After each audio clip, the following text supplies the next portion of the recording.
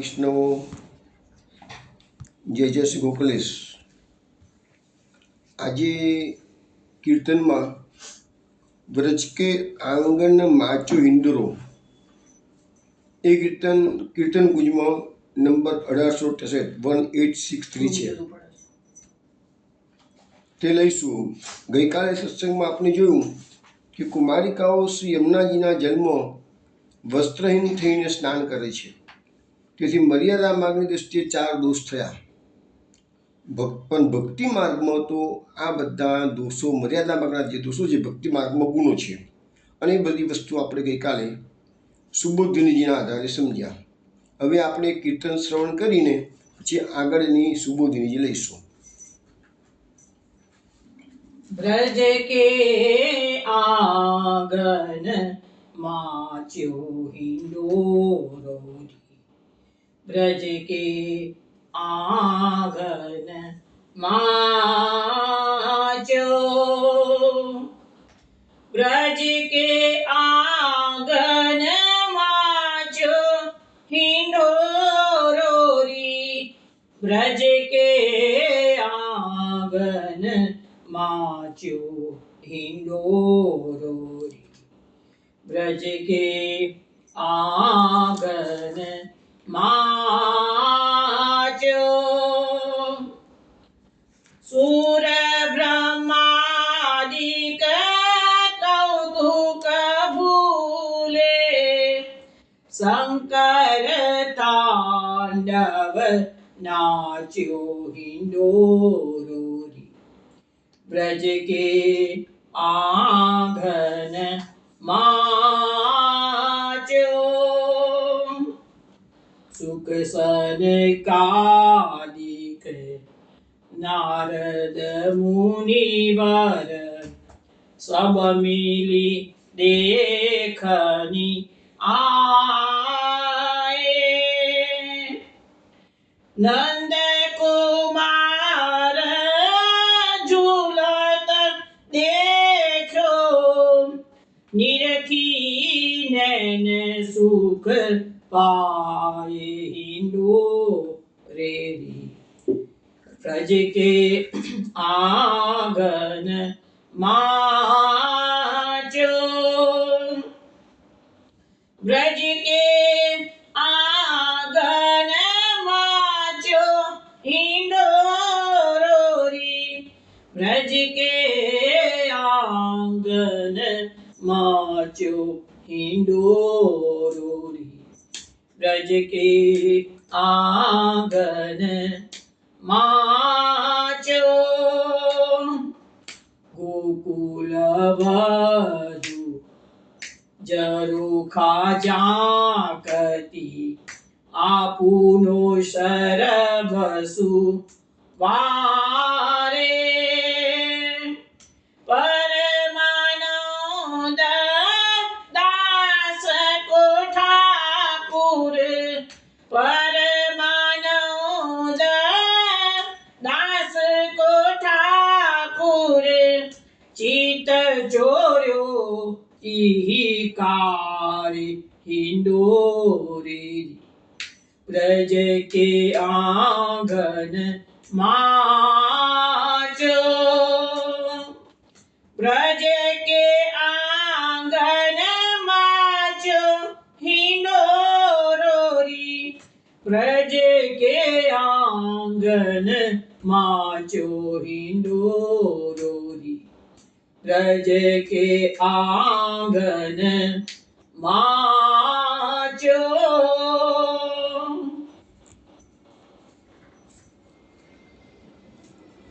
વૈષ્ણવો આ કીર્તન તમે બહાર રાગમાં શ્રવણ કર્યું છે।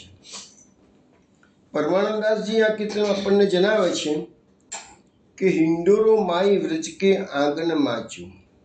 આજે ગોપીજનોએ ભગવાન માટે, ઠાકોરજી માટે વ્રજના આંગણમાં હિંડોળો બાંધ્યો છે।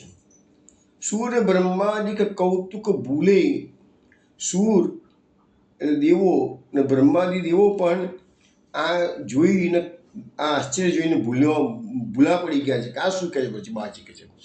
શંકર તાંડવ નાચો, શંકરે ભગવાને તાંડવ નૃત્ય ચાલુ કર્યું આ જોઈને, તો એટલા આનંદમાં આવી ગયા છે.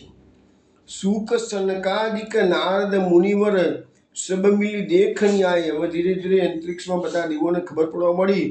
સુખદેવજી પધાર્યા છે, સનકાદિક નારદ મુનિવર બધા આ બધો જે લીલા છે ભગવાનની, આજે હિંડોળા લીલા એને જોવા માટે પધાર્યા છે. હવે શ્રીમદ ભાગવતમાં હિંડોળા લીલાનું કોઈ વર્ણન નથી આવતું. નંદ કુમાર ઝૂલત દેખ્યો નિરીખી નયન સુખ પાય. હવે બધા જે દેવો પધાર્યા છે આકાશમાં, તો નંદકુમારને ઝૂલતા જોઈ રહ્યા છે અને એમના નયનોને એનાથી આ જોઈને એમના નયનોને, એમના આંખોને સુખ મળ્યું છે કે છે. ગોકુલ વધુ ઝરોખા ઝાંકતી આપુનો સરોસવાર. હવે જ્યારે આવી રીતે હિંડોળો તૈયાર કર્યો છે તો જે ગોપીઓએ તૈયાર કર્યો, બાકીની જે ગોપીઓ છે એ પોતપોતાના મહેલ કે પોતપોતાના ઘરોના ઝરૂખામાં કે બાલ્કનીમાં ઊભી રહી અને આ દર્શન કરી રહી છે અને પોતાનું સર્વસ્વ ન્યોછાવર કરી રહી છે કે છે. ભગવાનની શોભા આજે એટલી બધી વધી ગયેલી છે. પરમાનંદ દાસ કો ઠાકુર ચિત્ત ચોર્યો ઇહિકારે. ઇહિકારે એટલે આ સમય, એટલે તે સમયે પરમાનંદાસજી કહે છે અમારા ઠાકુરજીએ એવી શોભા અવર્ણનીય કરી છે કે બધાનું ચિત્ત ચોર્યું છે કે છે. તો આપણે આ હિન્દુરાનું કીર્તન સાંભળ્યું. હવે સત્સંગમાં પ્રવેશ કરીએ છીએ. વૈષ્ણવ ગઈકાલે સત્સંગમાં આવેલું કે બે ગોપીજનો શ્રી યમુનાજીમાં સ્નાન કરે છે ત્યારે એમને જે દોષ કરે છે એનું મુખ્ય કારણ હતું કે એમને દેહનું વિસ્મરણ થયું. કારણ કે એમનું ચિત્ત કૃષ્ણમાં એકાકાર થઈ ગયું હતું. એથી એમને ખ્યાલ ના રહ્યો કે અમે અત્યારે વસ્ત્રહીન છીએ અને જળની અંદર આવી રીતે ક્રીડા ન કરી શકાય. તો ભક્તિ માર્ગમાં આ વસ્તુ સમજાવી ગઈકાલે કે જે દોષ મર્યાદા માર્ગનો ગણાય છે એ ભક્તિ માર્ગમાં ગુણ ગણાય છે. કેમ કે દેહનું વિસ્મરણ થવું તો એ ભક્તિની એક અવસ્થા છે. સામાન્ય રીતે બધા ભક્તિ કરતા હોય છે પણ દેહ ભાન ભૂલી જવાય એ સ્થિતિ તો બહુ જ બિરલાની આવતી હોય છે. આપણા પુષ્ટિ માર્ગમાં પણ એમાં એક્ઝામ્પલ્સ છે. એક્ઝામ્પલ આપીએ તો વાઘાજી રજપૂત. તમે જુઓ, વાઘાજી રજપૂત રાજાના તો નોકરી કરતા હતા. રાજાની સવારીમાં એમને સંમિલિત થવાનું હતું. ઘરે સેવાને પહોંચીને રાજભોગ સુધી સેવા પહોંચ્યા છે અને ઉતાવળમાં રાજાના રાજકાજના કપડાં પહેરી અને પોતે રાજાની સવારીમાં જોઈન થયા છે. પણ સવારીમાં જોઈન થયા પછી એમને યાદ આવ્યું કે ઠાકોરજીને તો ઘીની વાડકી ધરવાની રહી ગયેલી છે કે છે. એટલે એવા શરીરે એ ઉતાવળે ઘરે આવ્યા. હવે એમને ખ્યાલ ના રહ્યો કે મેં અપરસ તો કરી નથી, મારા પગમાં તો જોડા પહેરેલા છે. તો એમાં વાઘાજી રજપૂતે સેવાના રૂમમાં ગયા અને તગાડે વાડકીમાં ઘી લઈને તગાડે ઠાકોરજીને ધરીને પાછા તો જતા રહ્યા રાજાની સવારીમાં. તો કહેવાનો મતલબ એવો છે કે વાઘાજી રજપૂત દેહનું વિસ્મરણ થઈ ગયું હતું કે હું અત્યારે રાજાના રાજકાજના વેશમાં છું અને બોજોડા પહેરેલા છે, પ્રશ્ન નથી કરી, પણ એ ખ્યાલ ના રહ્યો એટલે એ અપરાધને માફ ગણાવ્યો. એને ઓનથી કોન્ટ્રારી તો પુષ્ટિ માર્ગમાં એ ગુણ કહેવાય. કેમ કે દેહનું વિસ્મરણ થાય એટલે ધેટ મીન્સ કે તમારું વાઘાજી ગયા છે રાજાની સવારીમાં, દેહ એમનો વાઘાજીનો દેહ છે રાજાના સવારીમાં, પણ ચિત્ત ક્યાં છે? કૃષ્ણમાં છે. તો આ બહુ અગત્યની વસ્તુ મહાપુરુષ આપણને સમજાવે છે કે કૃષ્ણ એટલે ગઈકાલે આપણે જે શબ્દ આવ્યો હતો કૃષ્ણ ચેતસઃ, કૃષ્ણમાં ચિત્તવાળી ગોપીજનો થઈ ગયા છે. આવો આપણો બીજો પ્રસંગ પણ છે. ગોકુલમાં રાજા ઠાકોરના મંદિરમાં બનેલો કે ગુસાઈજીના ત્યાં એક વખત પિંટરું હતું ને એ જ વખતે નંદ મહોત્સવ આવ્યો. હવે પિંટરુમાં તો કોઈને સ્પર્શ થઈ નહીં. દર્શનનો લાભ વૈષ્ણવો લઈ રહ્યા છે. વૈષ્ણવો નાચી કૂદીને ગાઈ રહ્યા છે નંદ ઘેર આનંદ ભયો જય કનૈયા લાલ કી. ગુસાઈજી પોતાના સાથે બાળકો સાથે રાજા ઠાકોરના મંદિરના કથેડામાં એટલે બાલ્કનીમાં ઊભા આ બધા વૈષ્ણવનો આનંદ જોઈ રહ્યા છે. પરંતુ બધાને ખબર છે કે અમે પિંટરુમાં છીએ, અમારાથી વૈષ્ણવ વચ્ચે જવાયની અડકાશું નહીં. પણ ત્યાં પેલા ત્રીજા બાલકૃષ્ણજી એને તો દેહનું વિસ્મરણ થઈ ગયું કે હું પિંટરુમાં છું કાકાજીની આજ્ઞા છે કે નીચે ન જવાનું, કાકાજી એટલે ગુસાઈજી. પણ એમને તો કથડામાંથી સીધું વૈષ્ણવની વચ્ચે પડતું જ મૂક્યું અને બધા વૈષ્ણવોએ એમને ઝીલી લીધા અને બધા વૈષ્ણવોને ખબર પડી કે હું ગુસાઈજીના લાલ પધાર્યા છે, એટલે બધા વૈષ્ણવનો ઉત્સાહ જે હતો એ ઓર વધી ગયો અને બધા નાચી નાચી કૂદી કૂદીને ગાઈ રહ્યા છે કે નંદ ગીર આનંદ ભયો જય કનૈયા લાલ કી. હવે ગિરધરજી આ જોઈ ગયા છે, કારણ કે ગિરધરજી બાજુમાં જ ઊભા હતા. એટલે ગિરધરજીએ કાકાજીને વાત કરી ગુસાઈજીને કે કાકાજી મેં જાઉં? કાકાજી કહે ના, આપણે પિન્ટુ છે, ના જવાય કે છે. થોડીક વાર પછી ગિરધરજીની ઈચ્છા થઈ ગઈ જવાની, ફિરથી આજ્ઞા માગી છે, ના પાડે છે કાકાજી. ત્રીજી વાર આજ્ઞા માગી, કાકાજીએ ના પાડી. એટલે ગિરધરજી કે પણ તમે નાના ભાઈ તો ગયા છે કે છે, બાલકૃષ્ણજી તો નાના, ત્રીજા નંબરના, તો કે મને ના કેમ પાડો છો કે છે. તારે કાકાજીએ કહ્યું ગિરધરજીને, એ મને પૂછવા ઊભા રહ્યા હતા, કારણ કે એમને એ ખ્યાલ નથી રહ્યો કે આ પિંડુની અવસ્થામાં વૈષ્ણવ સાથે આપણેથી ન જવાય. તો કહેવાનો મતલબ એવો કે દોષ લાગતો નથી. ત્યાં તમારે એવો ખ્યાલ છે કે આ દેહ અપ્રસ્મર મીન્સ આ દેહને આવી રીતે એમ કે પિંડું લાગેલું છે એવું તમારો ધ્યાન હોય તો પછી એ દોષ લાગે છે. પણ જ્યારે એ તો ભાન જ ભૂલી ગયા કે કાકાજી આગળ નથી જવાની અને મારો દેહ પિંડુમાં શરીર છે અત્યારે, તો એ બધું વસ્તુ ભૂલી ગયા. એટલે પુષ્ટિ માર્ગમાં આ એક અગત્યનો પોઈન્ટ છે કે કૃષ્ણમાં ચિત્ત એકાકાર થાય એ સ્થિતિ આવે તો તે વખતે તમારું કૃષ્ણમાં એક્ય થઈ ગયેલું હોય તો નાનો મોટો દોષ અજાણતામાં, જાણી જોઈને તો કોઈ કરતું જ નથી, અજાણતામાં થયો તો પણ ભગવાન માફ કરે. આ સિદ્ધાંત હું ઘણી વખત સમજાવી ચૂક્યો છું કે મર્યાદા માર્ગનો દોષ, યોગ માર્ગનો દોષ માફ નથી થતા, ભોગવવું જ પડે છે. ભક્તિ માર્ગનો દોષ માફ કરે છે ભગવાન. એ વસ્તુ આપણે અનેક વાર સમજાવી ચૂક્યા છીએ. પછી બીજી હવે આપણે આગળનો શ્લોક લઈએ. ભગવાન તદ્વિ પ્રત્યે કૃષ્ણો યોગેશ્વરેશ્વર વયસૈ આગતસ્તત્ર વ્રતસ્તદ્વ્રત સિદ્ધે. એટલે કે યોગેશ્વરોના પણ ઈશ્વર ભગવાન શ્રી કૃષ્ણ એમના દોષોને જાણી એમના નિવારણ માટે અને એમને વ્રતનું ફળ આપવા માટે પોતાના સખાઓને સાથે લઈને સ્વયં તપ વધાર્યા. જુઓ, હવે આ ચીરહરણ લીલામાં ઘણા લોકો શંકા કુશંકાઓ પણ કરે છે. પર્ટિક્યુલરલી જે વૈષ્ણવ નથી, અન્ય સંપ્રદાયના છે એની વાત છે.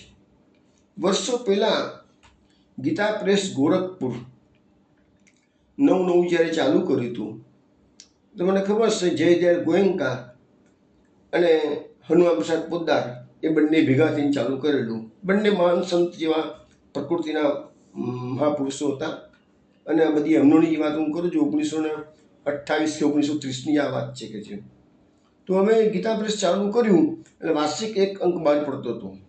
એટલે વાર્ષિક એક અંક બહાર પડે અને વૈષ્ણવો એનો ખૂબ ઉત્સાહથી એનો રાહ જોઈને જ બેઠા હોય કે અંક ક્યારે બહાર પડશે અને શું લખે છે. કારણ કે પોદ્દારજી બહુ વિદ્વાન હતા અને બંને મહાત્માઓ ભગવત પ્રાપ્તિ થઈ ચૂકી હોય એ લેવલના હતા. હવે લોકોની ડિમાન્ડ આવી કે ભાઈ આવતા વર્ષે તમે ભાગવતનો વિશેષાંક બહાર પાડો કે છે. એટલે પોદ્દારજીએ આને વાત કરી ગોયંકાને, જયદાર ગોયંકાને. તો ગોયંકાએ કહ્યું કે ગોયંકા શું છે, ગીતામાં એક્સપર્ટ હતા. ગીતાના થિયેટર આખા ભારતભરમાં પ્રવચન, એ જમાનાના એ કરોડપતિ હતા. આજથી 100 વર્ષ નિયરલી થઈ ગયા વાત હતો. એ જમાનાના એ કરોડપતિ હતા, પુષ્કળ પૈસો હતો એમની પાસે તો. પણ એમને એ વખતે પોદ્દારજીને કહી દીધું કે ભાગવતનો વિશેષાંક બહાર પાડો પણ એમાં ચીરહરણ લીલા અને રાસ પંચાયતનો ઉલ્લેખ કરશો નહીં કે છે. અરે પોદ્દારજીએ કહ્યું ગોયંકાજી, આ ચીરહરણ લીલા અને રાસ પંચાયત તો ભાગવતના પ્રાણ છે. જો એ બંનેને તમે કાઢી નાખવાનું કહેશો તો પછી ભાગવતમાં રહ્યું શું? મુખ્ય તો આ છે. તો ગોયંકાજી કીધું પણ લોકો શંકા કુશંકાઓ બહુ કરી શકે છે. અરે શંકા કુશંકાઓ કરશે તો એમને ભોગવવાનું છે કે છે. પણ જે વસ્તુ મુખ્ય છે એ વસ્તુ આપણે બતાવવાની છે. છેવટે પછી ગોયંકાજીને માનવું પડ્યું પોદારજીની વાત, અને એવો વિશેષાંક માર પડ્યો ને પોદારજીએ એ ચિરહરણ લીલા અને રાસપંચાયત પર ખૂબ જ સરસ હાઇલાઇટ કરીને બધા લેખો લખેલા હતા. હવે અહીંયા આપણે ચિરહરણ લીલાની અત્યારે વાત કરી રહ્યા છીએ. તમે જુઓ, અહીંયા ચિરહરણ લીલામાં જો કોઈ ઊંડો અભ્યાસ કરે તો એને શંકા કુશંકા કરવાનું મન ના થાય. આ પહેલી વાત અહીંયા શું લખ્યું છે? ભગવાન પોતાના સખાઓને લઈને ત્યાં પધાર્યા છે. ભગવાન એકલા નથી ગયા, સખાઓ છે બધા જોડે. એટલે કોઈને એવી શંકા કરો, જ્યારે સખાઓ વચ્ચે હોય ત્યારે ભગવાન ખોટી કોઈ બીજી વાત કરવાના છે જ કેવી રીતે? એટલે એ શંકાનું કોઈ સમાધાન મળી જાય છે. એક વાત. બીજું યા વ્યાસ મહર્ષિએ યોગેશ્વરેશ્વર શબ્દનો પ્રયોગ કર્યો છે. આ કૃષ્ણ આ લીલા કરી રહ્યા છે, પણ કયા કૃષ્ણ? યોગેશ્વરોના પણ ઈશ્વર. યોગેશ્વર એટલે કોણ? યોગના ઈશ્વર એટલે યોગેશ્વર, યોગીઓના ઈશ્વર એટલે યોગેશ્વર, અને યોગીઓના ઈશ્વરના પણ જે ઈશ્વર છે તે તો ભગવાન તો વિશ્વના માલિક છે. આ બધા જીવો તો એમાંથી ઉત્પન્ન થયેલા છે. તો યોગેશ્વરેશ્વર ભાગવતમાં જ્યારે ભગવાને આવી કોઈ વિશિષ્ટ લીલાઓ કરી છે ત્યારે વ્યાસ મહર્ષિએ ભગવાન માટે યોગેશ્વરેશ્વર શબ્દ મૂકેલો છે. કેમ કે સામાન્ય મહાપુરુષનું આ કામ નથી. આવી લીલાઓ કરવાનું કૃષ્ણ જેવા અદ્ભુત કર્મા જે અવતારો છે એ જ આ કરી શકે છે. એટલા માટે એ શબ્દ મૂક્યો છે કૃષ્ણો યોગેશ્વરેશ્વર. હવે આ શબ્દ વ્યાસ મહર્ષિએ ગઈકાલે આપણે જે ભગવાનની દિનચર્યાની વાત કરી હતી, અને નારદજી બધાના ઘરે જોવા ગયા કે ભગવાન અત્યારે શું ગ્રહચર્યાઓ કરે છે, તો અનેક મેલોમાં ગયા તો ભગવાન દરેક મેલની અંદર અલગ એક્ટિવિટી કરતા હતા. તો એક જ વ્યક્તિ 16,008 મેલમાં રહે અને 16,008 સ્વરૂપ ધારણ કરે, એ કોઈ સામાન્ય માણસનું કામ છે? કોઈ ગમે તો સિદ્ધ પુરુષ હોય ને તો એ આ કાર્ય ન કરી શકે. જ્યારે આ તો યોગીઓના ઈશ્વરના પણ ઈશ્વર છે. તો એ રાસપંચાયતમાં 2 વખત ભગવાન માટે યોગેશ્વરેશ્વર શબ્દ વપરાયો છે ભાગવતના રાસપંચાયતમાં, અને એમની ગ્રહચર્યામાં. તો એના માટે શું લખ્યું છે કે ગ્રહચર્યામાં જે ભગવાન ગયા હતા તો એમાં એ વખતે આ લખ્યું છે. પછી રાસપંચાયતમાં પણ 2 વખત આ શબ્દોનો પ્રયોગ થયેલો છે કે સુખદેવજી એમ બોલે જ્યારે પરીક્ષિત શંકા કરે છે કે આ ગોપીઓને ભગવાને પરમ ગતિ આપી, પણ એ ગોપીઓ તો ભગવાન કૃષ્ણને બ્રહ્મ માનતી નથી, એ તો કૃષ્ણને પોતાના કાંત માનતી હતી. એમને તો પરબ્રહ્મ પરમેશ્વર છે ખ્યાલ જ નહોતો. ગોપીઓને તો પોતાના કાંત માનતા હતા. તો પછી એને ઉત્તમ ગતિ કથી પ્રાપ્ત થઈ ગઈ કે છે? ત્યારે સુખદેવજી કહે ન ચૈવમ વિસ્મય કાર્યો ભવતા ભગવતી જય યોગેશ્વરેશ્વરે કૃષ્ણ યત એતદ વિમુચ્યતે. અને સુખદેવજી જેવા મહાયોગી પરીક્ષિતને જવાબ આપે છે કે ન ચૈવમ વિસ્મય કાર્યો, અને ભગવાનના કાર્યોમાં વિસ્મય કરવો જોઈએ નહીં. કેમ? યોગેશ્વરેશ્વર કૃષ્ણ. કૃષ્ણ કોણ છે? યોગીઓના ઈશ્વરના પણ ઈશ્વર છે કે છે. યત એતદ વિમુચ્યતે. તો એના મતમાં કોઈને મુક્તિ આપવાનું એ એના માટે ધર્મ જ છે. એને શું છે? કોઈને ગમે ત્યારે જીવ પૃથ્વી પર ગમે તો નીચમાં નીચી દુરાત્મા હોય, પાપાત્મા હોય, પણ ભગવાનની કૃપા દ્રષ્ટિ પડી જાય તો એ ભગવત ધામમાં જતો રહે છે કે છે. ભગવાનને કોણ કહેનાર છે કે આ તમે ખોટું કર્યું છે? કોઈની તાકાત છે? એવી જ રીતે પાછું એ જ અધ્યાયમાં 29મા અધ્યાયમાં જ્યારે ગોપીઓ અને કૃષ્ણની પ્રશ્નોત્તરી ચાલે છે, ભગવાન ગોપીજનોને કે પાછા જાઓ. ગોપીજનો ના પાડે, તમે નહીં જઈએ, ભગવત આજ્ઞાનું ઉલ્લંઘન કરે છે. તે વખતે ભગવાન 10 પ્રશ્નોમાં પાસે જવાનું કહે છે. 10 શ્લોકોમાં ગોપીજનો 11 શ્લોકોમાં એને જડબાતોડ જવાબ આપે છે. ગોપીજનો કોણ છે? ઋષિરૂપા છે, કોઈ સામાન્ય નથી. આ બધા વિદ્વાન છે. ભગવાનની એક વાતનો જડબાતોડ જવાબ આપ્યો છે ગોપીજનોએ. એનું નામ છે પ્રણય ગીત. 29મા અધ્યાયમાં છે આ બધું. એવી જવાબ આપ્યો પછી સુખદેવજી વર્ણન કરે છે ઇતિ વિક્લવિતમ તાસામ શ્રુત્વા યોગેશ્વરેશ્વર પરહસ્ય સદયમ ગોપી આત્મા રામ્યોપરી રમત. તો કે છે ઇક્તિ વિકલવિતમ તાસમ, આ ગોપીઓની વિકલ અવસ્થા જોઈ, એમને સાંભળી ને યોગેશ્વરેશ્વર કૃષ્ણ, કૃષ્ણ કેવા છે? યોગેશ્વરેશ્વર. તો પરસ્ય સદયમ ગોપી, ભગવાન હસવા લાગ્યા. અને સદયમ એટલે દયા થઈ, ભગવાનને દયા ઉપજે, રે આટલા બધા ગોપીજનો મારા પાસે પ્રેમ કરે છે અને હું આવો નિષ્ઠુર થઈને એ લોકોને કાઢી મૂકું છું કે છે. તો પરસ્ય સદયમ, સદયમ એટલે દયા સાથે, દયા આવી ભગવાનને. કે ભગવાનનો સ્વભાવ કેવો છે? કૃપાળુ છે. ભગવાન ક્યારેય કઠોર ના થઈ શકે. ભક્તો માટે હંમેશા એ દયાળુ છે, કૃપાળુ છે. ગોપી આત્મા રામો કે રી રમત. અને એ ભગવાન કેવા છે? ગોપીજનો માટે પોતે સ્વયં આત્મારામ છે, છતાં પણ એને ગોપીજનો સાથે આજે આ રમણ કરેલું છે. આજે રાસ રમણ જે થયું તે ગોપીજનો પર કૃપા કરવા માટે કરેલું છે. પણ ગોપીજનો એક વખત ના પાડી દીધી હતી. એવા બધા શ્લોકોમાં યોગેશ્વરેશ્વર, ભાગવતમાં બીજી જગ્યાએ પણ યોગેશ્વરેશ્વર શબ્દ, જ્યારે જ્યારે ભગવાનને આવા કોઈક વિશિષ્ટ કાર્યો કરવાનો વારો આવ્યો છે, ત્યારે સુખદેવજીએ વર્ણનમાં યોગેશ્વરેશ્વર, જે કોઈ ના કરી શકે. વિશ્વમાં કૃષ્ણ સિવાય તમે કોઈ પણ અવતારના ભગવાનને તમે જુઓ, આવી હજારો ગોપીઓ સાથે રમણ કર્યું કે હજારો સ્ત્રીઓ સાથે રમણ કર્યું હોય, એવું તમને એક એક્ઝામ્પલ જોવા નહીં મળે. આ ભગવાનના જે દસમ સ્કંદમાં લીલાઓ આપણી આવે છે, એમાં જે જે કાર્યો કર્યા છે ને એ બધા જ અદ્ભુત છે. એટલે દસમ સ્કંદથી તો લોકો પાગલ થયેલા છે. તો હવે અહીંયા ભગવાન પધાર્યા છે. ભગવાન પધાર્યા છે તો એના બે કારણ આપણને આપવામાં આવ્યા છે.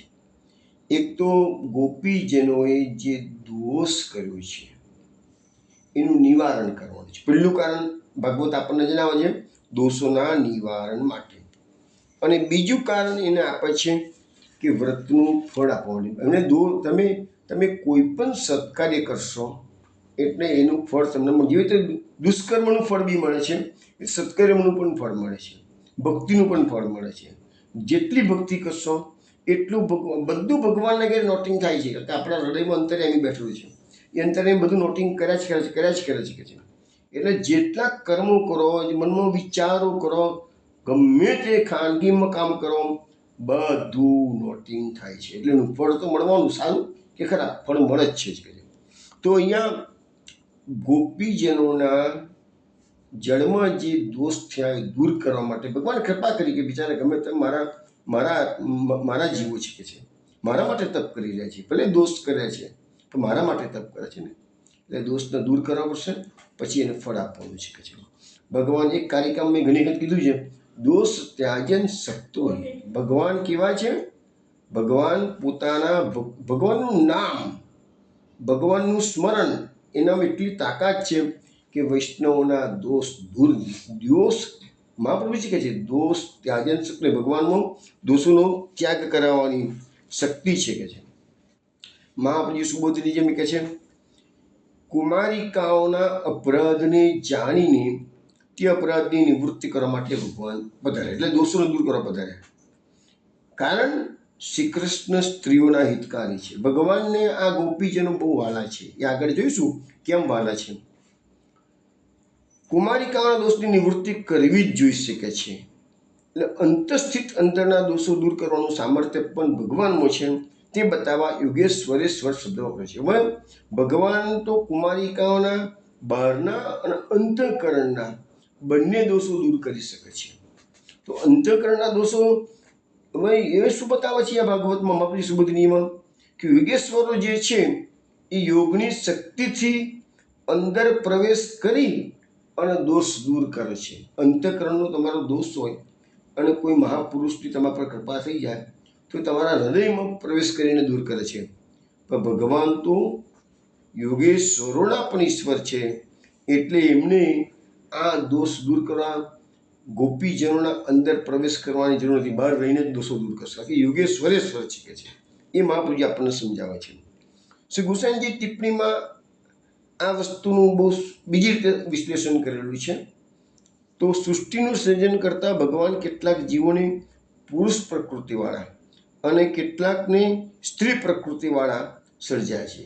હવે જુઓ, દેહ જુદી વસ્તુ છે પ્રકૃતિ જુદી વસ્તુ છે. અહીંયા આપણને એવું સમજાયું કે દેહ પુરુષનો હોય પણ સ્ત્રી પ્રકૃતિ પણ હોઈ શકે છે. પુરુષનો દેહ પણ સ્ત્રી પ્રકૃતિ હોઈ શકે છે. અને એવી રીતે સ્ત્રીનો દેહ હોય પણ એની પુરુષ પ્રકૃતિ પણ હોઈ શકે છે. હવે પુરુષ પ્રકૃતિવાળા જીવમાં જો પુરુષનો અંશ હોય એટલે એ હરિનું ભજન કરી શકે છે. જે પુરુષ ભગવાનનું ભજન કરી શકે કે દેહ સ્ત્રી ભગવાનનું ભજન કરી શકે એ વાત અહીંયા નથી આવતી. અહીંયા શું છે, સ્ત્રી હોય કે પુરુષ હોય, દેહ ગમે તેટલો હોય પણ એનામાં અંશ જે છે, પ્રકૃતિનો અંશ છે, એ પુરુષનો હોવો જોઈએ. એટલે તો જ એ ભજન કરી શકે. સ્ત્રીનો અંશ હોય, એ સ્ત્રી એટલે પ્રકૃતિ, તો પ્રકૃતિવાળો માણસ માયા, પ્રકૃતિ એટલે માયા જાતની, એટલે એ લોકો ભજન કરી શકતા નથી. હવે તમને સમજાવું બરાબર. આપણું જે મૂળ ઓસન તો આપણું વેદ માર્ગ છે. પુષ્ટિ માર્ગની વાત નથી કરતા, વેદ માર્ગ. વેદ માર્ગમાં વેદોનો અધિકાર, ગાયત્રીનો અધિકાર સ્ત્રીઓ અને શૂદ્રોનો નથી. માટે મહાપ્રભુજીનું પ્રાકટ્ય પુષ્ટિ માર્ગમાં થયું છે. પુષ્ટિ માર્ગ પ્રગટ કરવા માટે થયું છે. અને મહાપ્રભુજીનું સર્વોત્તમ સૂત્રમાં એક નામ આપે છે, સ્ત્રી શુદ્રાધિધૃતિ ક્ષમઃ. તો સ્ત્રી અને શૂદ્રોનો ઉદ્ધાર કરે. જે વેદો સ્ત્રી અને શૂદ્રોનો ઉદ્ધાર કરી શકતા નથી, એ લોકોનો અધિકાર જ નથી. મહાપ્રભુજીએ જે શરણીની કારિકા લખી, એમાં ગુરુના લક્ષણો લખ્યા, એમાં પણ એક શબ્દ વાપર્યો છે, નર શબ્દ વાપર્યો છે. નર એટલે પુરુષ. એટલે મહાપ્રભુજી એવું સમજાવે છે, કૃષ્ણ શિવા પરમ ભિક્ષમ દંભાદી રહિતમ નર. નર શબ્દ વાપર્યો છે, પુરુષ. એટલે આ પુરુષને તમારે ગુરુ કરો, આવા લક્ષણો હોય એવા, એવું મહાપ્રભુજી આપણને સમજાવે છે. પણ મહાપ્રભુજીએ ભલે એ કારિકા લખેલી છે અને આપણા શાસ્ત્રો પ્રતિ જેમને પુરુષનો જ અધિકાર આપેલો છે, એ બધી વસ્તુ નો ડાઉટ આ વસ્તુ થોડી કોન્ટ્રોવર્સી પણ છે. પણ મહાપ્રભુજીએ પુષ્ટિ માર્ગમાં સ્ત્રીઓનું મહત્વ બતાવ્યું છે. પણ સ્ત્રીઓ એટલે કોણ? સ્ત્રી પ્રકૃતિ. એટલે પુરુષમાં પણ ગોપી ભાવ હોઈ શકે છે, સ્ત્રીમાં હોય એવું નહીં. અને દરેક સ્ત્રીમાં ગોપી ભાવ જરૂરી હોતો નથી. એટલે મુખ્ય વસ્તુ આવી ગયા કે આપણા શાસ્ત્રોમાં કે જે સ્ત્રીનો દેહ હોય કે પુરુષનો દેહ હોય, એમાં પુરુષ પ્રકૃતિ હોય તો ભજન કરી શકે. આ આપણા શાસ્ત્રોની એટલે વેદોની વાત આવી. જ્યારે મહાપ્રભુજી પુષ્ટિ માર્ગમાં શું કહે છે, ના, પુરુષનો દેહ હોય કે સ્ત્રીનો દેહ હોય, એનામાં ગોપી ભાવ એટલે સ્ત્રી ભાવ મુખ્ય છે. એટલા માટે તો કહે છે સ્ત્રી ગૂઢ ભાવાત્મકમ. આપણા શબ્દો જો પકડાય, સ્ત્રી ગૂઢ ભાવાત્મકમ, તમારો સ્ત્રીનો ગૂઢ ભાવ હશે તો જ તમે આવેલા. પુષ્ટિ માર્ગ કોનો છે? ગોપીજનોનો માર્ગ છે. બ્રજવાસીઓ બધાનો ભગવાન ઉદ્ધાર તો કરે જ છે જ, પણ સ્વરૂપાનંદનું દાન તો ભગવાને ગોપીજનોને કરેલું છે. તો એટલે મહાપ્રભુજી આ ગોપીઓના આપણા ગુરુ કીધા છે.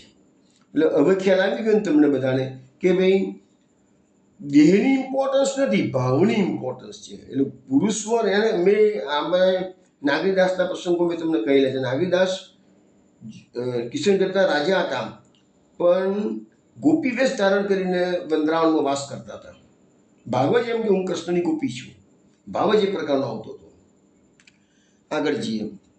હવે આ જે દંડકારણ્યના જે ઋષિઓ હતા, એ તો બધા પુરુષ પ્રકૃતિવાળા હતા, ભગવાનને અતિ પ્રિય હતા અને એમની સર્વ વસ્તુ ભગવાનની પણ પ્રિય હતી, એટલે એમના પર અતિ કૃપા કરી. હવે જો ઋષિઓ છે પુરુષ પ્રકૃતિવાળા છે, એટલે પુરુષ સ્વભાવવાળા છે, એટલે શાસ્ત્રો પ્રમાણે જોવા જઈએ તો એમને ભજન કરવાનો અધિકાર મળ્યો છે, બરાબર છે. પણ હવે એમને પોતાને ખબર છે કે અમારો ભજન કરવાનો અધિકાર છે, ભજન કરે છે, તપ કરે છે, બધું જ કરે છે, પરંતુ એમને જે ભગવાનની સાથે રમણ કરવાની ઈચ્છા છે, તો એ રમણ ક્યારે કરી શકે? સ્ત્રી ભાવ હોય તો જ, નહીં તો ન કરી શકાય. તો એટલે પછી એ બીજા જન્મમાં રામચંદ્રજી એમને વરદાન આપે છે કે કૃષ્ણના જન્મમાં તમારું મનોરથ હું સિદ્ધ કરીશ. તો બીજા જન્મમાં એ બધી સ્ત્રી ભાવની, સ્ત્રી દેહ ધારણ કરીને જ આવે છે બધા. એટલે એમાં સ્ત્રી ભાવ બી છે અને સ્ત્રી દેહ પણ છે કે છે. હવે આ પ્રભુ અહીંયા પધાર્યા છે. આ જે વસ્તુ કુમારિકાઓમાં પુરુષ ધર્મનું, આ કુમારિકાઓ જે છે એમાં પાછા ભગવાને આવી અને પુરુષ ધર્મનું સ્થાપન કરવાનું છે. પુરુષ ધર્મનું સ્થાપન ભગવાને કેવી રીતે કર્યું છે? કારણ કે શાસ્ત્રોની વાતને પણ ભગવાન માન આપે છે. તો એવું લખ્યું છે સુબોધનીમાં કે ભગવાન પૂતનાએ જ્યારે વ્રજના બાળકોને માર્યા હતા, એ બાળકો બધા ભગવાને સ્તનપાન પોતાનું કરીને ચૂસીને પોતાનામાં લીધા. હવે ભગવાન આ હજારો ગોપીજનો છે એના દેહ પર દ્રષ્ટિ કરી અને દ્રષ્ટિ માત્રથી પોતાનામાં જે પુરુષ ભાવવાળા પેલા બાળકો છે એ બધાનું સ્થાપન ગોપીજનોમાં કરે છે. અને આ રીતે પુરુષ ધર્મનું સ્થાપન કુમારિકામાં કરવા માટે પ્રભુ પધારે છે. આ થિયરી તમને કોઈ જગ્યાએ જોવા નહીં મળે. આ મહાપ્રભુજીના સુબોધનીમાં થિયરી છે. અને એ રીતે શાસ્ત્રોની વાતને પણ ભગવાને માન આપ્યું છે. તો આ ગોપીજનોમાં સ્ત્રી ભાવ તો હતો જ પહેલેથી જ. પુરુષ દેહ સ્ત્રી દેહ સ્ત્રી ભાવ તો હતો જ. અને પુરુષ ધર્મનું સ્થાપન ભગવાને પોતાની જ્ઞાન દ્રષ્ટિથી અમૃતમય દ્રષ્ટિથી કરેલું છે એવું મહાપ્રભુજી સમજાવે છે. હવે આ ગોપીજનો ભગવાનના દર્શન કરે છે તો એ ભગવાનનું સ્વરૂપ ભગવાન હજુ પધારે છે, હજુ ચિરનલીલા સ્વરૂપ નથી થઈ. ભગવાન હજુ પધારે છે, ગોપીજનો દર્શન કરે છે. તો ગોપીજનો દર્શન કરે છે તો ભગવાનનું કેવું સ્વરૂપ છે એની સુંદર વર્ણન કીર્તન દ્વારા આપ સાંભળો. યમુના તટ દેખે નંદ નંદન, યમુના તટ દેખે નંદ નંદન, યમુના તટ દેખે નંદ નંદન, યમુના તટ દેખે નંદ નંદન, મોર મુકુટ મકરાકૃત કુંડલ, પીતવસન તન ચરચિત ચંદન, યમુના તટ દેખે નંદ નંદન, લોચન તૃપ્ત ભયે દર્શન દે, ઉર્કી તપત પૂજાની, પ્રેમ મગ્ન તબ ભઈ ગ્વાલિની, તન કી દશા ભૂલાની, યમુના તટ દેખે નંદ નંદન, કમલ નયન તટ પર રહે ઠાણે, તહ સકુચ મિલી નારી, સૂરદાસ પ્રભુ અંતર્યામી, વ્રત પૂરન વપુધારી,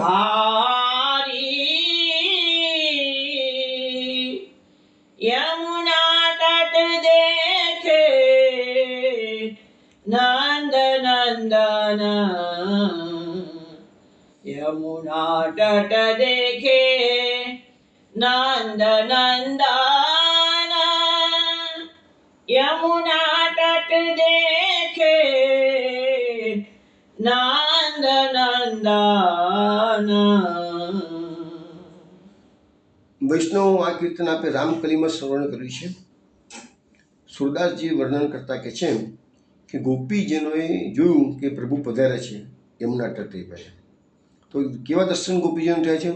તો મોર મુકુટ ધારણ કરેલું છે, મકરાકૃત કુંડલ એટલે મગરની આકૃતિનું કુંડલ ધારણ કરેલું છે, પીત વસ્ત્ર એટલે પીતાંબર પહેરેલું છે, તન ચર્ચિત ચંદન પોતાના શ્રીઅંગો પર ચંદનની અર્ચા કરેલી છે, લોચન તૃપ્ત ભય દર્શન તે ગોપીજનોને આ પ્રભુના આવા સ્વરૂપના દર્શન કરવાથી એમની આંખોને તૃપ્તિ થઈ. ઉર્કી તપત બુજાણી ગોપીઓના હૃદયમાં જે તપન હતી, જે જલન હતી કે પ્રભુને અમારે પ્રાપ્ત કરવાના છે, નંદકુમારના પતિ તરીકે એટલે એમને ખ્યાલ આવ્યો કે હો પ્રભુ પધારે, જેના માટે મેં તપસ્યા કરી છે એ પ્રભુ પધારે છે. એટલે એમના હૃદયની જે તપન હતી, તાપ હતો, એ થોડો શાંત થયો છે. પ્રેમ મગ્ન ભય તબ ગ્વાલિની, અને એ વખતે ગોપીજનો પ્રેમમાં રસ તળબોળ થઈ ગયા છે. તનિકી દશા ભૂલાણી, અને મેં તમને કહું ને એ પ્રકારે આ દેહ વિસ્મરણની વાત આપણે થોડા પહેલાં જ કરીને, તો એ તનિકી દશા ભૂલાઈને હવે એમનું દેહનું વિસ્મરણ થઈ ગયું છે. કમલનયન તટ પર થાળે, હવે એ કમલનયન ભગવાન જેની આંખો કમલ જેવી છે એવા ભગવાન યમુનાજીના કિનારે ઊભા રહ્યા છે. તહ સકુચ મિલના, હવે એમને દેહનું વિસ્મરણ થઈ ગયું હતું, પણ હવે થોડી વારમાં ખ્યાલ આવી ગયો કે પ્રભુ તો એકદમ નજીકમાં આવી ગયેલા છે અને અમે લોકો તો બધા વસ્ત્રવિહીન છીએ. એટલે હવે એમને સંકોચ થવા મળ્યો. પેલા દેહની ભાન ભૂલી ગયા હતા, પછી દેહનું સ્મરણ આવ્યું કે એટલે પાછા એમને સંકોચ અનુભવવા મળ્યો. સૂરદાસ પ્રભુ અંતર્યામી વ્રત પૂર્ણ બપુધારી. સૂરદાસજી કહે છે આ પ્રભુ કેવા છે, દરેકના ઘટઘટની જાણે અંતર્યામી છે. અને આ ગોપીજનો જે વ્રત કરેલું છે એને પૂર્ણ કરવા માટે જ આજે એમને આ પપ્પુધારી એટલે આ દેહ ધારણ કરી અને આ ગોપીજનોને વરદાન આપવાનું છે આજે કે શરદમાં તમારો મનોરથ પૂર્ણ થશે, માટે પધારે છે. હવે આપણે જોઈશું એને પછીનો શ્લોકમાં, તો તાસામ વાસાંસી ઉપાદાય નિપમ આરુહ્ય સત્વરમ અસદભી પ્રસન્ન બાલય પરિહાસમ ઉવાચ. એટલે કે ભગવાન એમના વસ્ત્રો લઈને કદમના ઝાડ પર જલ્દી ચડી ગયા. ગોપીજનોને ખબર જ ના રહી અને ભગવાન વસ્ત્રોનું હરણ કરીને ઝાડ પર ચડી ગયા અને હસતા બાળકો સાથે પોતે પણ હસતા હસતા મસ્કરીમાં કહેવા લાગ્યા. હવે ગોપીજનોની આપણે આ ગોપીજનોને ખ્યાલ ના રહ્યો વસ્ત્રોનું હરણ જોઈએ, પણ ભગવાન શું કરે છે હવે કે પેલા બાળકો છે એટલા નીચે ઊભા છે અને કદમના ઝાડ પર ભગવાન ચડી ગયા છે. તો પેલા બધા બાળકો આ લીલા જોઈને હસ્યા કરે છે. બાળકો છે જ જોડે, કૃષ્ણ એકલા નથી આવ્યા અને ભગવાન પણ સારી હસે છે કે જો અમે બધાને કેવા ઉલ્લુ બનાવ્યા, અમે કેવા આ લોકોને હેરાન કરીએ છીએ, તો બીજાને હેરાન કરવામાં પણ આ લોકોને હસી આવે છે. તો અહીંયા મહાપ્રભુ સુબોધરીજીમાં જણાવે છે કે કુમારિકાઓએ પ્રતિબંધની નિવૃત્તિની પ્રાર્થના કરી હતી. પ્રતિબંધ એટલે કે માયાનો પડદો. એ માયાનો પડદો હટી જાય તો પ્રભુની પ્રાપ્તિ થાય. તો એમને તો કાત્યાયની દેવીને વ્રત કરીને શું કીધું છે કે અમારો પ્રતિબંધ છે, માયાનો પડદો હટાવી દો, પ્રભુ અમને પ્રાપ્ત થાય એવું કરી આપો એમ. એટલે એમને તેમને ભગવાનનું વરણ તો પોતે તો કરેલું જ હતું, પણ જેમ લગ્ન સંસ્કાર વખતે વર કન્યા વચ્ચે અંતરપટ રાખવામાં આવે છે અને પછી છેવટે એ અંતરપટ દૂર કરવામાં આવે છે, એવી રીતે ભગવાને પોતાની અને કુમારિકાઓની વચ્ચે રહેલા પડદારૂપ વસ્ત્રો લીધા, તેનું આ શ્લોકમાં વર્ણન કરવામાં આવશે. હવે અહીંયા સમજાવો કે માતા જ્યારે બાળકને સ્તનપાન કરાવે છે ત્યારે એને વસ્ત્ર હટાવવું પડે છે કે નથી હટાવવું પડતું, તો જ એ બાળક માતાનો જે અમૃત રસ છે એ લઈ શકે છે. એવી રીતે ભગવાને આજે આ વસ્ત્રો, ભગવાનનું જે પિતાંબર જે પણ માયાનું સ્વરૂપ છે, ગોપીજનો જે વસ્ત્રો ધારણ કરેલા છે એ પણ માયાનું સ્વરૂપ છે અને ભગવાન આ લીલા કરે છે તો એમના અનેક ગોપ સખાઓ બાજુમાં ઊભા છે અને ગોપીજન કોઈ એકલ દોકલ થોડી છે, ગોપીજનો હજારોની સંખ્યામાં ગોપીજનો છે. તો યોગેશ્વરેશ્વર શબ્દ વાપરેલો છે, એના માટે જ વ્યાસજીએ શરૂઆત કરતા પહેલા યોગેશ્વરેશ્વર શબ્દ વાપરી લીધો છે. હવે કહે છે કે અહીંયા થોડીક થિયરીમાં આપણે જે સમજાવે છે કે કેટલાક પુરુષો શાસ્ત્રોથી ભગવાનને જાણીને એમનું મહાત્મ્ય સમજીને ભગવાનનું ધર્મો દ્વારા પૂજન કરે છે. હવે મોટે ભાગે શું છે, આ ભક્તિ માર્ગની વાત ન કરીએ, પણ આપણો જે વૈદિક માર્ગ છે ને એ શાસ્ત્રોમાં બધા મોટાભાગના જે પંડિતો છે, વિદ્વાનો છે, એ લોકો શાસ્ત્રને વધારે પડતું મહત્ત્વ આપે છે અને ભગવાનનું ભજન કરે છે, ભગવાનનું યજન કરે છે, પણ એ શાસ્ત્રોના આધારે, મંત્રોના આધારે કરે છે. એટલે એનો અર્થ કે એ લોકો ધર્મનો આશરો લીધો છે અને એટલે એ બધો વૈદિક માર્ગ કહેવાય છે. કેટલાક લોકો ભગવાનને પુત્ર ભાવે એટલે વાત્સલ્ય ભાવે યશોદાજી જેવા વગેરે કહે છે. તો એ કહે છે લૌકિક ભાવ, તો લૌકિક છે ને, ગોપિકાઓનો પણ કાંત ભાવ છે એટલે લૌકિક ભાવ જ છે ને, યશોદાજીનો પુત્ર ભાવ છે એટલે લૌકિક ભાવ છે ને કે છે. તો ભગવાન એમને ભજન પ્રમાણે ફળ આપે છે પણ આ કુમારિકાઓ છે ને એ ભગવાનને પતિ તરીકે વર્ણન કરવા આવી છે, પણ એ ભગવાનના ધર્મમાં બુદ્ધિ નથી, ભગવાનના સ્વરૂપમાં આસક્ત છે. જોઈએ સ્વરૂપાશક્તિની વાત કરવામાં આવેલી છે કે છે નારદજી અને યશોદાજીનો ધર્મ છે એનાથી ભગવાનની પ્રાપ્તિ કરવાનું મન થયું છે કે છે. એટલે ગોપીજનો પર ભગવાન કેમ રીઝી ગયા છે કે આગળ ઉપર ભગવાન હવે આગળના બધા અધ્યાયો રાસપંચેતી પર્ટિક્યુલરલી એમાં ભગવાન કહેશે 11મા સ્કંદમાં પણ કહે છે, રાસપંચેતી એમ કહે છે એ ગોપીજનો મારા માટે તમે લોક વેદ અને તમારા પરિવારનો ત્યાગ કર્યો છે. હવે સ્ત્રીનો ધર્મ સ્વાભાવિક, સ્ત્રીનું ભૂષણ શું છે? તો લજ્જા એ સ્ત્રીનું ભૂષણ છે. તો સ્ત્રીનો જે સ્વાભાવિક ધર્મ છે શરમ, એનો પણ એને ભગવાનની પ્રાપ્તિ માટે ત્યાગ કર્યો છે. તમે વિચાર કરો કે ભગવાન માટે ગોપીજનો ભગવાનને કેમ પ્રિય થયા છે. આપણે એક પદની અંદર આપણે કાન કર્યું હતું ને, મેં આપણો મન હરીશો જોર્યો, હરીશો જોર સંબંધો તોર્યો, નાચ નચ્યો તબ ઘૂંઘટ કેસો, લોક લાજ દર પટક પીછોર્યો. ગોપીજનો કહે છે કે ભાઈ કહેનો હોય શું કહો સખીરી, અમે પ્રભુને પ્રાપ્ત કરી લીધા છે, જેને જે કહેવું હોય હસવો તો હસવા દો અને મજાક મસ્તી કરો મજાક મસ્તી કરો, અમે પ્રભુના થઈ ગયા છે, અમે કૃષ્ણના થઈ ગયા છીએ. ભાઈ બધા અલગ અલગ પદોમાં આપણે હિલજના પદોમાં બધા ભાવો આવે છે. તો એમાં કહે છે નાચ નચ્યો તો જ્યારે અમે જાહેર થઈ જ ગયા છીએ, અમે ભગવાનના અમે શ્રી કૃષ્ણના સખીઓ છીએ એમ જાહેર થઈ જ ગયું છે, તો પછી ડરવાની શી જરૂર છે? એટલું ઘણી વખત સમજાવું છું વૈષ્ણવને પણ કે ભક્તિ માર્ગમાં તમે પ્રવેશ કર્યો પછી સમાજનો ડર ના રાખો, કુટુંબીજનોનો ડર ના રાખો. અમે કૃષ્ણના થઈ ગયા છીએ, બસ ઓપન થઈ જવાનું. ઓપન થશો ને તો 50% પ્રોબ્લેમ તમારો સોલ્વ થઈ જશે. પણ તમારા ખાનગીમાં ધીરે ધીરે કોઈને ઘરમાં ખબર ના પડે રીતે ભક્તિ કરતા હોય, મિત્ર મંડળને ખબર ના પડે રીતે ભક્તિ કરતા હો, એનો અર્થ કે તમે સમાજના ડરનો અનુભવો છો, લોકલજ્જાનો અનુભવો છો. ભગવાનનું નામ તો મહાપ્રભુજી કારિકામ પણ કહેલું છે, ઉચ્ચથી ઉચ્ચ સ્વરે ગાન કરો, તો જેથી તમારા જે વિરોધીઓ છે ભાગશે કે એનો જે પડઘો પડતો હશે, એના આંદોલન આવશે ને તો તમારા દુષ્ટ તત્વો છે ને તમારી નજીક નહીં આવે. તમારા આ એક થિયરી મહાપ્રભુજીએ સરળ કારિકામાં સમજાવેલી છે.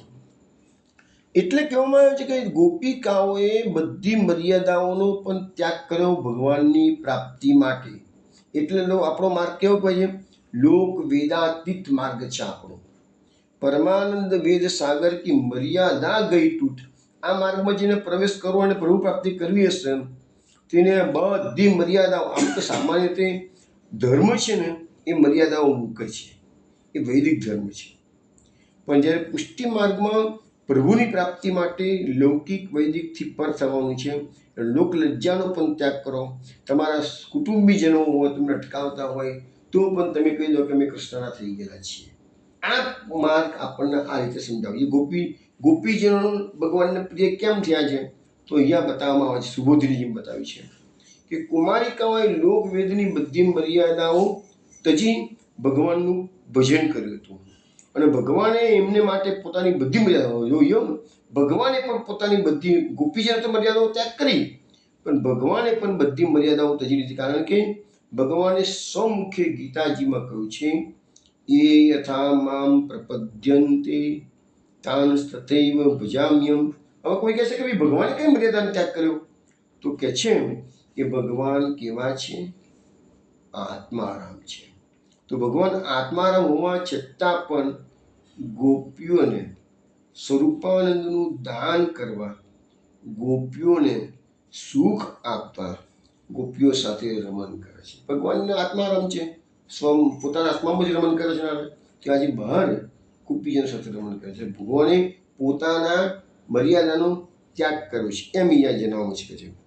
બીજી વસ્તુ છે, ભગવાને ભાગવતમાં પણ સ્વયં કહેલું છે. આપણે જ્યારે અંબરીશ આખ્યાન આવશે ને દુર્વાસા મુનિનો પ્રસંગ આવશે ને ત્યારે એ વખતે ભગવાન જ્યારે દુર્વાસા મુનિ ભગવાન પાસે જાય છે અને કહે છે પ્રભુમાં તમારા સુદર્શન ચક્રથી બચાવો, તે વખતે ભગવાન એને જવાબ આપે છે દુર્વાસાને, સાધવો હૃદયમ મય્યમ સાધુનામ હૃદયમ ત્વહમ મદન્યતેન જાનંતી નાહમ તિપ્યો મનાગપી.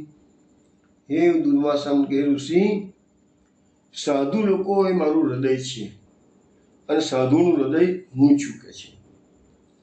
કારણ કે એ સાધુ મારા ભક્તો મારા વિશે કશું જાણતા જ નથી. જોયું ને, ભગવાનના ભક્તો કેવા છે કે ભગવાન સિવાય બીજી કોઈ વસ્તુની આકાંક્ષા નથી, જાણતા નથી કે છે. તો પછી કે છે હું એવા લોકોનો, એ મારા ભક્તોનો ત્યાગ કેવી રીતે કરી શકું? એટલે ભગવાનને પોતાની જે શાસ્ત્રોની મર્યાદાઓ હોય, કાયદા કાનૂન જે બનાવ્યા છે ભગવાને પોતે જ, તો ભગવાન પોતે જ પોતાના કાયદા કાનૂનને તોડે છે. કેમ? ભક્તોને ફેવર કરવા માટે. તો અહીંયા એ વસ્તુ છે, ભક્તો, ભગવાન કહે છે હું ભક્તો સિવાય બીજા કોઈને જાણતો નથી, કારણ કે મારા ભક્તો મારા માટે મર્યાદાનો, લોકલાજનો પણ ત્યાગ કરવા તૈયાર છે કે છે. અને મહાપ્રભુજી સુબોધની વિશેષ જણાવે છે, આ જ પુષ્ટિ લીલા છે, અનુગ્રહ લીલા છે. મર્યાદા માર્ગથી વિરુદ્ધ વર્તન અહીંયા દોષરૂપ નથી પણ ગુણરૂપ છે. પુષ્ટિ માર્ગ એ પ્રકારનો છે, એટલે આવી રીતે પોતાની મર્યાદાનું ઉલ્લંઘન કરી ને પોતાના સ્વસ્વરૂપનું દર્શન પોતાના પુષ્ટિ ભક્તો સિવાય બીજાને થતું નથી. ભગવાન પુષ્ટિ ભક્તોની એટલી ફેવર કરે છે કે પોતાના સ્વરૂપનું દાન આ ભક્તોને કરે છે. અને બીજાઓની પાસે શું કરે છે? જગતનું આચાર્ય. ભગવાનનું આ જગત ભગવાનમાંથી જ ઉત્પન્ન થયેલું છે, પણ એ બીજાઓને એમાંથી આ માર્ગમાં ન આવે એટલે જગતનું આચાર્ય, સારી ભાષામાં કહીએ તો માયા વચ્ચે પ્રતિબંધ કરે છે એ લોકોને. ભક્તો સિવાય કોઈને હું જાણતો નથી એવું ભગવાન કહે છે. તો કહે છે કે મારા ભક્તોના માટે જ હું આ સ્વરૂપ પ્રકટ કરું છું કે છે, અને બીજા બધાની આગળ હું માયાનું આચ્છાદન કરી દઉં છું. તો આ રીતે ભગવાન આથી વાપરી આ થિયરી આપણને સમજાવે છે. હવે આગળના શ્લોકમાં કહીએ, અત્રાગત્યા બલાકામમ સંસંવાસ પ્રગુહ્યતામ સત્યમ બ્રુવાણી નો નર્મ યદયમ વર્તકર્ષિતા. ભગવાન હવે કહે છે કે હે અબલાઓ, હવે અહીંયા શબ્દ આવ્યો અબલા. અબલા એટલે સ્ત્રી, બળ વિનાની સ્ત્રી એટલે અબલા. તો એ અબલાઓ અહીં મારી પાસે આવી પોતપોતાના વસ્ત્રો લઈ જાઓ. હું સત્ય કહું છું, મસ્કરી કરતો નથી, કારણ કે તમે વ્રતને લીધે સુકાઈ ગયા છો. ભગવાન ગોપીજનોને કહે છે કે તમે આવી જાઓ અને બધા લઈ જાઓ. હવે કહે છે કે આ કુમારિકાઓ બાળકોની હસ્યરૂપ માયાથી વ્યાપ્ત છે. એટલે બાળકો બધા હસે છે ને એટલે એ બધાને માયા લાગી ગઈ છે. એટલે કહે છે કે મારા વચન સત્ય ન માને એમ સમજીને ભગવાન એમને કહે છે કે કદાચ આ લોકોને એમ લાગશે કે મારી મસ્કરી, બાળકો હશે છે અને ભગવાન પાસે છે એટલે મારી મસ્કરી કરતા હશે. એટલે ભગવાન કહે છે ના, હું તમને સત્યમ બ્રુવાણી, હું તમને સત્ય કહું છું. તો અહીંયા ભગવાન સત્ય કહે, કારણ કે ભગવાનનું એક નામ જ સત્ય છે. સત્યમ પરમ ધીમહિ. આપણે ભાગવતના મંગલાચરણનો પહેલો શ્લોક આવે જન્માદ્રશ્ય, એમાં શું કે સત્યમ પરમ ધીમહિ, ભગવાન તો સત્ય છે. કારાગૃહમાં, દેવકીજીના કારાગૃહમાં દેવો પધારે છે, સ્તુતિ કરે છે. શું કહે છે? સત્યવ્રતમ સત્ય પરમ સત્યમ સત્ય સંયોની નિહિતમ ચ સત્યમ. ભગવાન સત્ય સ્વરૂપ છે. એટલે ભગવાન અહીંયા કીધું છે કે હું સત્ય કહું છું, હું જૂઠું નથી કહેતો કે છે. કુમારિકાને શંકા થાય કે તમે અસત્ય નથી કહેતા, પણ અમને વસ્ત્રરહિત કરીને મસ્કરી કરવા માટે માગો છો કે છે. તો કહે છે નો નર્મ, આ મસ્કરી નથી કરતો કે તમારા મનમાં એમ થાય કે ભગવાન અમારી મસ્કરી કરે છે, કારણ મસ્કરી નથી કરતો કે છે. હવે આ સામાન્ય રીતે જોવા જઈએ તો ભગવાનની મસ્કરી કરી એમ લાગે આપણને કે છે, પણ મહાપ્રભુજી કહે છે આ વાસ્તવમાં મસ્કરી નથી કે છે. યદ યુમ વ્રતકસ્થિતા. એટલે કે મહાપ્રભુજી સમજાવે છે કે ભગવાન ગોપીજનોને કહે છે તમે વ્રત કરીને સુકાઈ ગયા છો. વ્રત ધારણ કરનાર અને થાકેલાઓ સાથે મસ્કરી થાય. જે માણસ થાકી ગયેલો હોય એની જોડે મસ્કરી થાય, જેમાં આનંદ પ્રમોદમાં હોય એની જોડે મસ્કરી થાય. એટલે કે છે આવા સંજોગોમાં ભગવાન મજાક મસ્કરી કરતા નથી. ન મયોદિત પૂર્વમ વા અનૃતમ તદી મે વિદુઃ એકિકશ પ્રતિચ્છદ્વમ સહૈવોત સુમધ્યમાં. એટલે કે મેં પહેલાં જે કહ્યું તે કદી મિથ્યા થતું નથી. આ વાત મારી સાથેના બાળકો પણ જાણે છે કે હું જૂઠું બોલતો નથી, મારી વાતને મિથ્યા થતી નથી. આ બાળકો પણ જાણે છે. હે સુંદરીઓ, તમે એક પછી એક અથવા તો બધા એક સાથે આવીને તમારા વસ્ત્રો લઈ જાઓ. હવે આપણે શું બધું જણાવે છે કે ભગવાન એમ કહે છે હું જગતનું કરતા છું, એટલે મેં મારા જેવા જગતની રચના કરી. એટલે ભગવાન કહે હું સત્ય સ્વરૂપ છું, તો આ જગત પણ સત્ય સ્વરૂપ જ છે કે છે.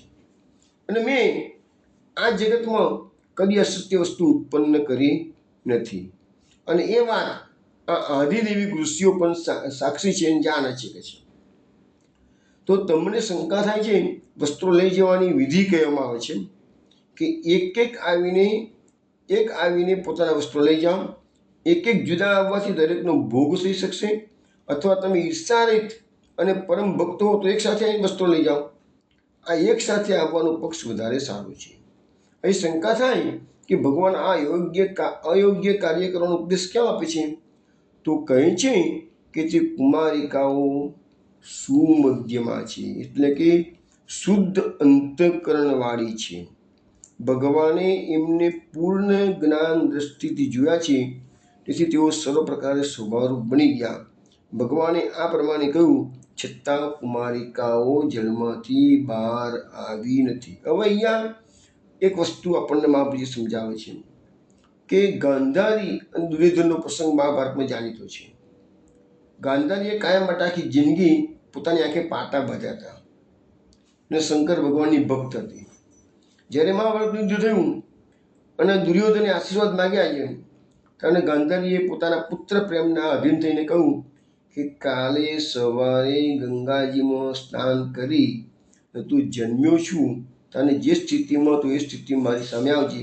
હું મારા આંખનો પાટો ખોલીશ અને તારું આખું શરીર મારી દ્રષ્ટિ માત્રથી વજ્રનું બની જશે. ભગવાન જાણી ગયા. ભગવાને રચમાં બ્રહ્મનું રૂપ લઈ દુર્યોધન જોયો, ગંગાજીમાં સ્નાન કરીને નિર્વસ્ત્ર બહાર નીકળ્યો. ભગવાન રસ્તા મળ્યા, ભલા માણસ ક્યાં જાય છે કે છે?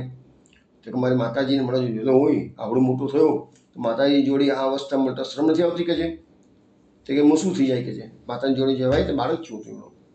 એટલે એના ઉઘડે તને ફૂલની માળાજી બનાવી આપું છું કે છે. કમસે કમ ગુપ્તંગ જે છે એ ઢાંકી દે કે છે. એટલે ભગવાને ફૂલની માળાજીઓ બનાવી અને એનો ગુપ્તાંગ હતો ને જાંગવાળો ભાગ હતો ને એ ઢાંકી દીધો. ને પેલો ભગવાનની વાતમાં આવી પણ ગયો. ભગવાનના બધા ઘણા કારસ્થાનને આપણે ભાગવતમાં જોઈશું. એ બધી લીલાઓ ઘણી છે ભગવાનની. એટલે પ્રકાશુરને પણ આવી રીતે છેતરી લીધેલો ભગવાને. આજે પણ દુર્યોધન છેતરાઈ ગયો છે ભગવાનની પાસે. એટલે પછી દુર્યોધન એનું જે આચ્છાદન કરેલું હતું ફૂલની માળાથી પોતાની જાંઘને વગેરેનું, એમ લઈને માતાજી પાસે ગયો. માતાજીએ આંખનો પાટો ખોલ્યો ગાંધારીએ, અને એની દ્રષ્ટિમાં જે દુર્યોધન પર પડી તો જેટલા અંગો પર દ્રષ્ટિ પડી એ બધા અંગો વજ્રના થઈ ગયા. ભીમને ભગવાનને ખબર હતી કે ભીમને એની જાંઘ પર ગદા મારવાની છે, એટલે એની જાંઘને આચ્છાદિત કરી નાખી હતી ભગવાને. જો વજ્રની થઈ ગયો તો એની જાંઘ, તો ભીમનાથી દુર્યોધન મારતા જ નહીં. પણ ભગવાન પોતાના ભક્તોની કેટલી કેર કરે છે, એક્સ્ટ્રા ઓર્ડિનરી કેર કહી શકાય, અગમચેતી રૂપે બધું કર્યું છે. તો અહીંયા એ સવાલ આવે છે કે ગાંધારી જેવી સતી સ્ત્રી પોતાની દ્રષ્ટિ માત્રથી પોતાના પુત્રનું શ્રીઅંગને વજ્રનું બનાવી શકે છે, તો ભગવાન એટલા માટે ગોપીજનોને કહે છે કે તમે નિર્વસ્ત્ર બહાર આવો અને હું તમને જોઉં. તો એમની ભગવાનની જે જ્ઞાન દ્રષ્ટિ પૂરેપૂરી એમના શ્રીઅંગો પર મળે તો બધો દેહ પૂરેપૂરો દિવ્ય બની જાય. અને ગોપીજનોને મારા સ્મો સ્થાન પ્રાપ્ત કરવા માટે મેં તમને કહ્યું ને કે ભાઈ ભક્ત જે ભગવત ધામમાં જવું હોય તો આપણો આ દેહ નથી ચાલતો. આગળ તેનું નવત્વ પ્રાપ્ત કરવું પડે છે. આ દેહથી કોઈ જાય નહીં શકે. જે ગયા છે એનો દેહ દિવ્ય થઈ ગયો હોય, એટલી બધી ભક્તિ કરેલી હોય, એટલી બધી ભગવાનની કૃપા થઈ ગયેલી હોય, એમને જે લોકો સદે ગયા છે એમને બધો દેહ ટોટલી દિવ્ય થઈ ગયેલો હોય તો જ જઈ શકાય. બાકી આ આપણું સ્થૂળ હાડ માસના ચામડાવાળો દેહ અહીંયા પડી રહે છે. એટલે ભગવાને આ ગોપીજનોને પોતાની જ્ઞાન દ્રષ્ટિ આપી અને દિવ્ય દેહ બનાવ્યો, જેથી એ દેહ રાસલીલામાં સ્થાન પ્રાપ્ત કરવા માટે યોગ્ય બની શકે. તો આ આપણું ચિરહરણ લીલાનું રહસ્ય છે કે શા માટે ભગવાન એમના ચિરહર્યા છે. એમને એમ પણ ભગવાન દ્રષ્ટિ કરી શકે તો દ્રષ્ટિ કરત તેમના જે અંગો ઉપર વસ્ત્રનું આચ્છાદન જોયું એ ભાગ દિવ્યના સાથે. ગાંધારી જો શક્તિ હોય અથવા કૃષ્ણ તો યોગેશ્વરેશ્વર છે, તો ભગવાનનું શક્તિ ના હોય. તસ આગળ શ્લોક લઈએ. તસ્ય તત્સ્વેલિતમ દૃષ્ટ્વા ગોપ્ય પ્રેમ પરિપ્લુતાઃ વ્રીડિતા પ્રેક્ષ્ય ચાન્યોન્યમ જાત હાસાન નિર્યયું. ભગવાનનું આ મસ્કરી જેવું કાર્ય જોઈ ને ગોપીઓ પ્રેમમાં ડૂબી ગઈ. ભગવાને મસ્કરી કરી, એકચ્યુઅલી મસ્કરી નથી, ગોપીને મસ્કરી કરી. ગોપીઓ પ્રેમમાં ડૂબી ગઈ અને શરમાઈ ગઈ. પછી તેઓ બધી એકબીજે જોડે જોઈને હસવા લાગી, પણ પાણીમાંથી બહાર આવી નથી. અને હવે આ હાસ્ય મજાક થયેલો છે એટલે ગોપીજનો ભગવાનને શું કહે છે એ કીર્તનના માધ્યમથી સમજાવું છું. નહીં કરીએ યહ હાસી પ્યારે, નહીં કરીએ યહ હાસી, નહીં કરીએ યહ હાસી પ્યારે, નહીં કરીએ યહ હાસી પ્યારે, નહીં કરીએ યહ હાસી.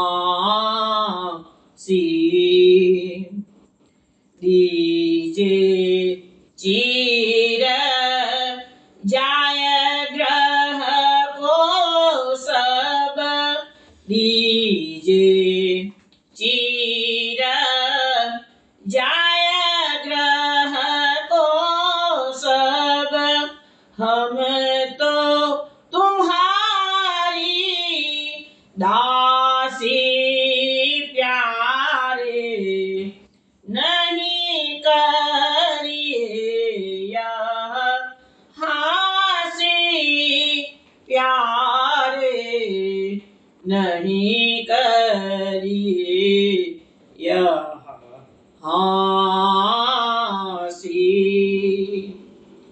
तुम ब्रज राज कुमार कहावत, सब हीन के सुख राशि. श्री विठ्ठल गिरिधरन लाल तुम, श्री विठ्ठल गिरिधरन लाल तुम, रहत सदा वन वासी प्यारे, नहीं करिए यह हासी प्यारे, नहीं करिए यह हासी, नहीं करिए यह हासी प्यारे, नहीं करिए यह हासी प्यारे, नहीं करिए यह हासी. વૈષ્ણવ વ્રતચર્યાનું આ પદ આપે માલકોસમાં શ્રવણ કર્યું છે. શ્રી વિઠ્ઠલ ગિરિધરન લાલ, શ્રી વિઠ્ઠલ ગિરિધર એટલે ગંગાબાઈનું પદ બનાવ્યું છે. એ કહે છે કે ગોપીજનો જ્યારે કૃષ્ણએ હસીને કીધું કે તમે બધા આવીને લઈ જાઓ તમારા વસ્ત્ર એક એક કરીને અથવા તો સમૂહમાં, ત્યારે ગોપીજનો થયું કે આ અમારી મજાક કરે છે. એટલે ગોપીજનો કહે છે કે નહીં કરીએ યહ હસી પ્યારે, એ પ્યારા કૃષ્ણ આ હસી ના કરીશ તો. દીજે ચીર જાય ગ્રહકો સબ, હમ તો તુમારી દાસી, બે પ્રભુ અમે તમારી દાસીઓ છીએ, અમારા વસ્ત્રને આપી દો જેથી અમે અમારા ઘરે જતા રહીએ કે છે. તુમ વ્રજ રાજ કુમાર કહાવત, સબ હિનકે સુખ રાશિ, તમે તો પ્રભુ વ્રજરાજ કેવડાવો છો, પોતાની જાતના વ્રજરાજ કુમાર કેવડાવો છો. વ્રજરાજ એટલે નંદરાયજી, પણ વ્રજરાજના કુમાર એટલે કનૈયો. તમે તો પોતાની જાતના નંદના કુમાર કેવડાવો છો કે છે.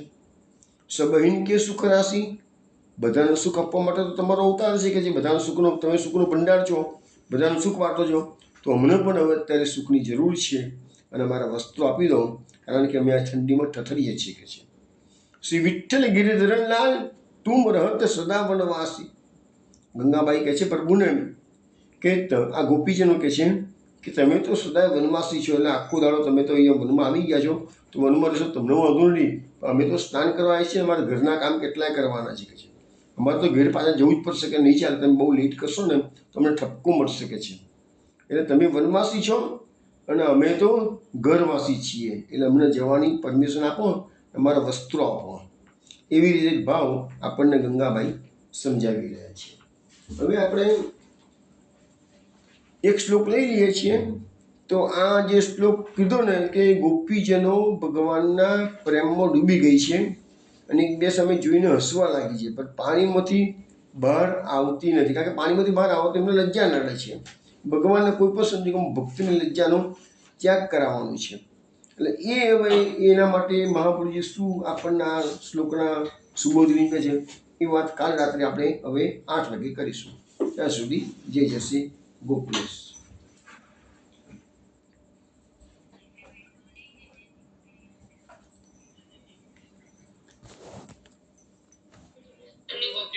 જય જય શ્રી ગોકુલેશ. જય જય શ્રી ગોકુલેશ. જય જય શ્રી ગોકુલેશ.